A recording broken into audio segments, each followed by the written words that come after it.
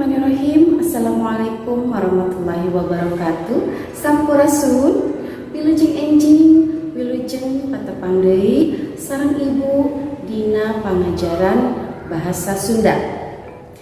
Kali sadayana kumaha kaayaana dinten ayeuna? Mudah-mudahan hidup sadayana aya dina kaayaan sehat walafiat. Dinten ayeuna patepang sareng ibu urang diajar bahasa Sunda. Hayu urang kawitan. Dina pangajaran bahasa Sunda dinten ayeuna hidup masih diajar di tema opat nyaeta temana sehat teh penting.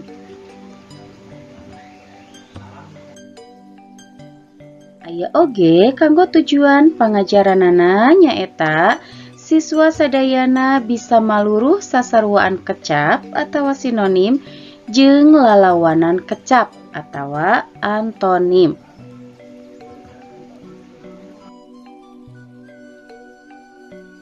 Hidup tangtu pernah nguping anu disebut sareng sinonim atau oge antonim.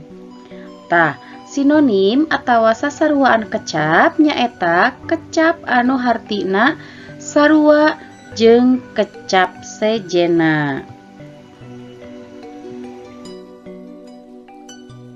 Tah ieu contoh-contoh kecap anu ngabogaan harti sarua jeung kecap sejena atawa anu disebut sasaruaan kecap nyaeta sinonim. Anu kahiji aya kecap alus, sinonimna nyaeta sae, arti dina bahasa Indonesiana nyaeta bagus.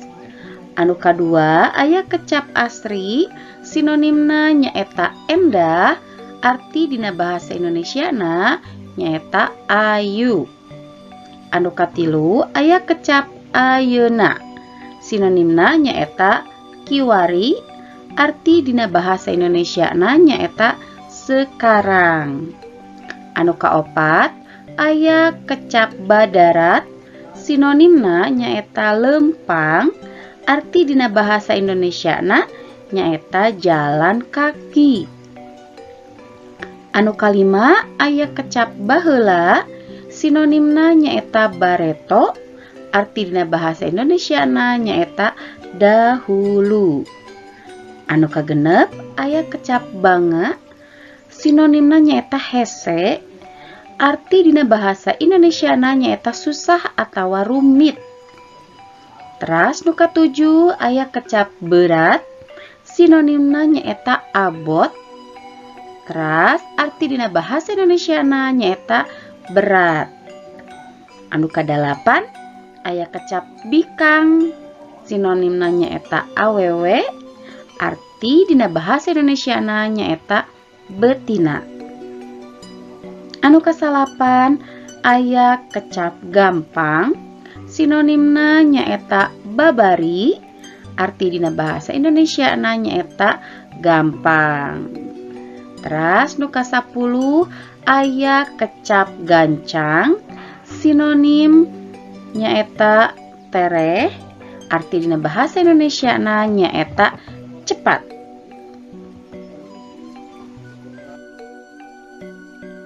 Nah, teras anu salajengna nyaeta aya istilah nu disebut antonim atau lalawanan kecap. Nah, lalawanan kecap teh nyaeta kecap anu lalawanan jeung kecap sejena. Jadi kebalikannya ya. Kalau tadi sinonim itu adalah persamaannya, nah, sedangkan antonim adalah lawan katanya.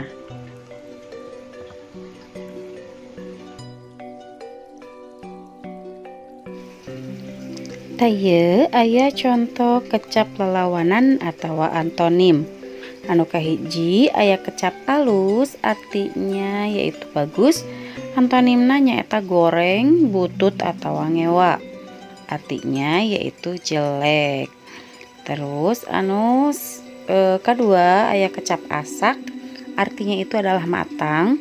Antonimna nyaeta ngora. Ngora itu artinya adalah mentah atau kecap asak ieu bisa oge diartikeun masak ya dalam bahasa Indonesianya. Antonimnya yaitu atah.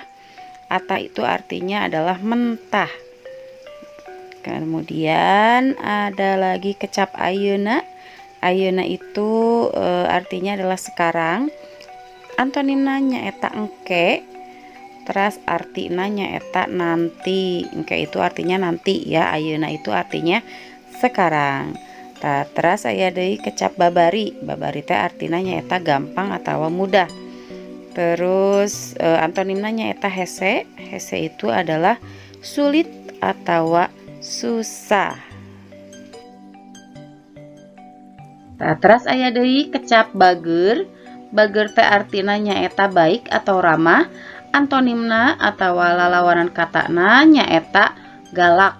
Artinya itu galak tetap ya. Terus aya deui kecap bangor. Bangor itu artinya nakal. Berarti lawan katanya atau antonimna nyaeta bager. Artina teh baik. Terus aya deui kecap bedas. Bedas teh artina kuat tanagana ya, kuat tenaganya. Antonimna nyaeta hengker. Hengker artina teh nyaeta lemah. Terus aya deui kecap bersih. Anu artina nyaeta bersih. Antonimna tina bersih nyaeta kotor. Kotor artina kotor, tetap sama ya. Jadi lamun dina bahasa Indonesia mah bersih, ai dina bahasa Indonesia mah bersih. Jadi lamun bahasa Sundana kotor artina oge sami kotor. Terus aya deui kecap beunghar. Beunghar itu artinya kaya. Kaya berarti antonimna nyaeta sangsara atau miskin. Artinya sama miskin ya. Terus nu terakhir aya kecap berang. Berang teh artina siang. Berarti lawan katana atau antonimna nyaeta peuting. Artina malam. Sakitu wae materi kanggo dinten ayeuna nyaeta ngeunaan sinonim jeung antonim. Peku hideup diapalkeun kecap-kecapna, artina jeung sinonim atawa antonimna nya. Saparantosna hideup merhatoskeun materi dinten ayeuna, tong hilap hideup oge kerjakeun oge tugasna. Murangkalih sadayana sakitu wae pangajaran kanggo bahasa Sunda dinten ayeuna. Mudah-mudahan naon anu tos didugikeun ku ibu sareng naon anu tos ku hideup disimak hideup tiasa ngartos sadayana. Hilap kanggo pancena oge dikerjakeun. Hatur nuhun kana paratosanana ibu pamit undur diri. Wassalamualaikum warahmatullahi wabarakatuh.